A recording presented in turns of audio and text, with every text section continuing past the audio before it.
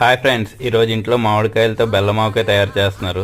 So దానికి కావాల్సిన మామిడికాయలన్నీ నీట్గా కడిగేసి క్లాత్తో శుభ్రంగా తుడిచేసి మామిడికాయని మధ్యలోంచి కట్ చేయాలి, టెంక సైడ్ అయిపోకుండా. కట్ చేసినప్పుడు జాగ్రత్తగా ఉండాలి, లేకపోతే చేతిలో కట్ అవుతాయి. చూడండి మామిడికాయ మొక్క ఎంత గట్టిగా ఉందో, అసలు మొక్క తగ్గట్లేదు బేగా. అలా కట్ చేసి పెట్టుకున్న మామిడికాయ మొక్కలన్నిటికీ మధ్యలో జీడి ఉంటుంది, దాన్ని సెపరేట్ చేసేయాలి. చూడండి జీడంతా సెపరేట్ చేసాక మామిడికాయ మొక్కలు ఎలా ఉన్నాయో.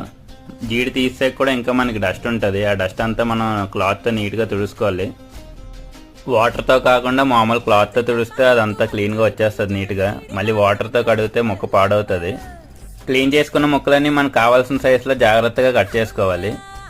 మీరు కూడా ఈ సమ్మర్లో ఏ పచ్చడి పెట్టుకున్నారో కింద కమెంట్ చేయండి. మొక్కలన్నీ భలే తెగుతున్నాయి. చూసారా కట్ చేసుకున్న మొక్కలన్నీ ఎంత నీట్గా ఉన్నాయో మొత్తం ప్లేట్ నిండా. దీని కంటిన్యూషన్ నెక్స్ట్ పార్ట్లో పెడతాను. అప్పటి వరకు like, share and subscribe to Vaani wonders.